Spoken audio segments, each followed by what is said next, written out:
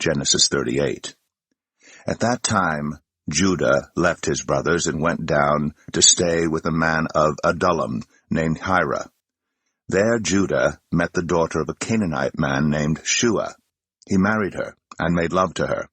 She became pregnant and gave birth to a son, who was named Er. She conceived again and gave birth to a son and named him Onan. She gave birth to still another son and named him Shelah. It was at Kezib that she gave birth to him.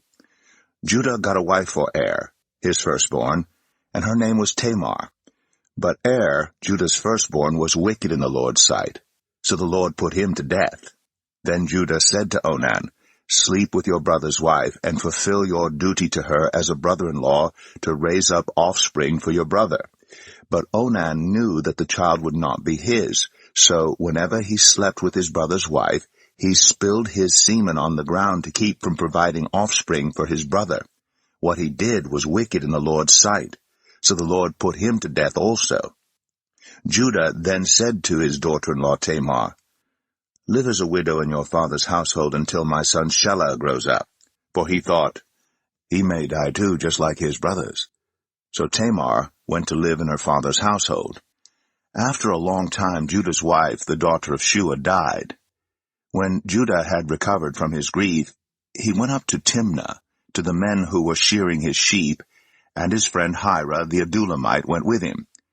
When Tamar was told, "Your father-in-law is on his way to Timnah to shear his sheep," she took off her widow's clothes, covered herself with a veil to disguise herself, and then sat down at the entrance to Enaim, which is on the road to Timnah. For she saw that though Shelah had now grown up, she had not been given to him as his wife.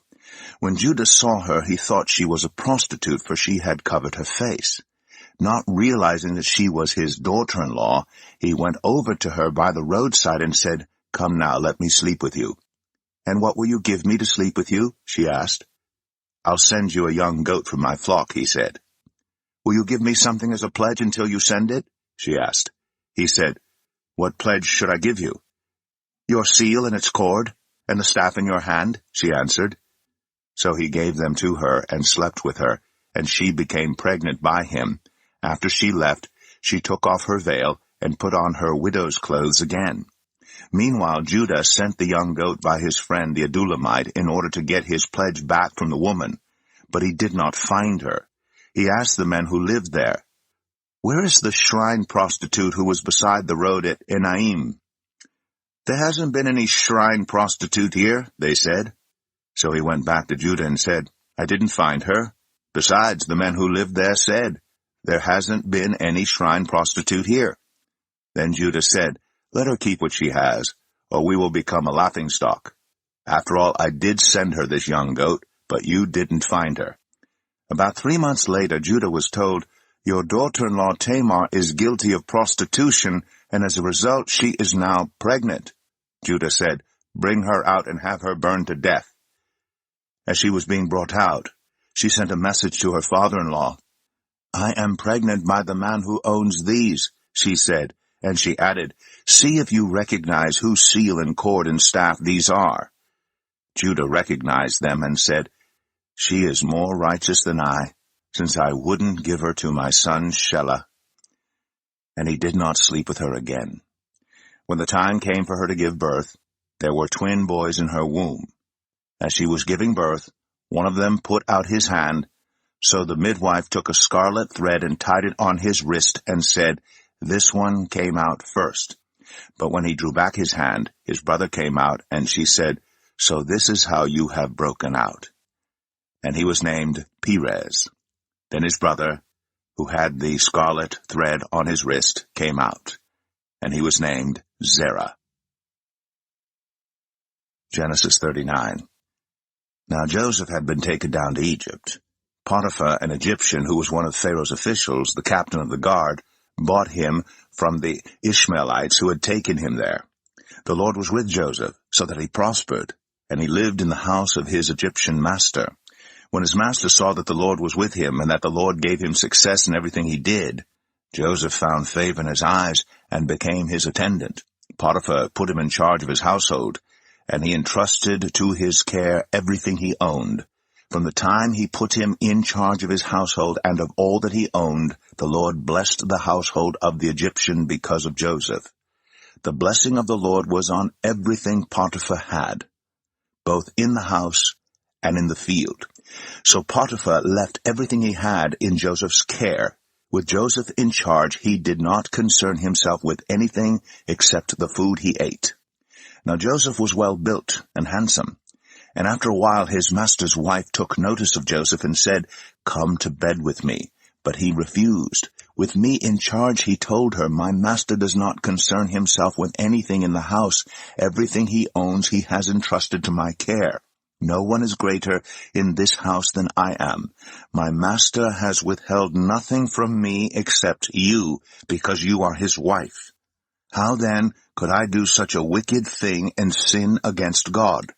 And though she spoke to Joseph day after day, he refused to go to bed with her or even be with her. One day he went into the house to attend to his duties, and none of the household servants was inside. She caught him by his cloak and said, "Come to bed with me." But he left his cloak in her hand and ran out of the house. When she saw that he had left his cloak in her hand and had run out of the house, she called her household servants. "Look," she said to them, "this Hebrew has been brought to us to make sport of us. He came in here to sleep with me, but I screamed. When he heard me scream for help, he left his cloak beside me and ran out of the house." She kept his cloak beside her until his master came home. Then she told him this story. "That Hebrew slave you brought us came to me to make sport of me, but as soon as I screamed for help, he left his cloak beside me and ran out of the house." When his master heard the story his wife told him, saying, "This is how your slave treated me," he burned with anger. Joseph's master took him and put him in prison, the place where the king's prisoners were confined. But while Joseph was there in the prison, the Lord was with him. He showed him kindness and granted him favor in the eyes of the prison warden. So the warden put Joseph in charge of all those held in the prison, and he was made responsible for all that was done there. The warden paid no attention to anything under Joseph's care, because the Lord was with Joseph and gave him success in whatever he did. Genesis 40. Sometime later, the cupbearer and the baker of the king of Egypt offended their master, the king of Egypt. Pharaoh was angry with his two officials, the chief cupbearer and the chief baker, and put them in custody in the house of the captain of the guard, in the same prison where Joseph was confined.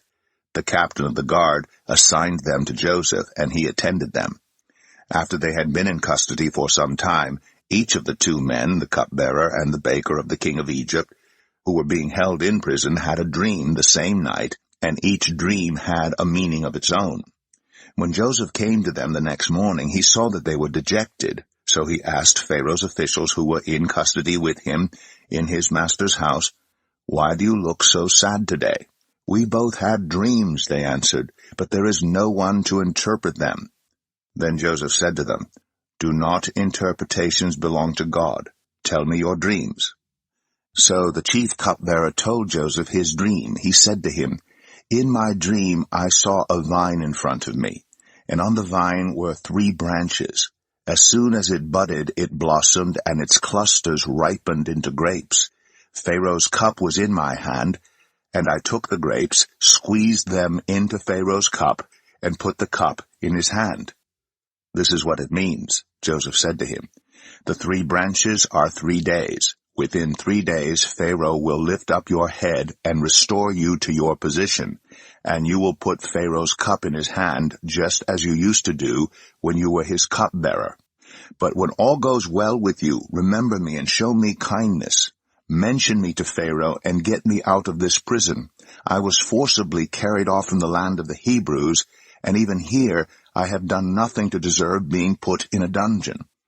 When the chief baker saw that Joseph had given a favorable interpretation, he said to Joseph, "I too had a dream. On my head were 3 baskets of bread. In the top basket were all kinds of baked goods for Pharaoh, but the birds were eating them out of the basket on my head." "This is what it means," Joseph said. "The 3 baskets are 3 days. Within 3 days, Pharaoh will lift off your head. and impale your body on a pole, and the birds will eat away your flesh." Now the third day was Pharaoh's birthday, and he gave a feast for all his officials. He lifted up the heads of the chief cupbearer and the chief baker in the presence of his officials. He restored the chief cupbearer to his position, so that he once again put the cup into Pharaoh's hand. But he impaled the chief baker, just as Joseph had said to them in his interpretation. The chief cupbearer, however, did not remember Joseph. He forgot him.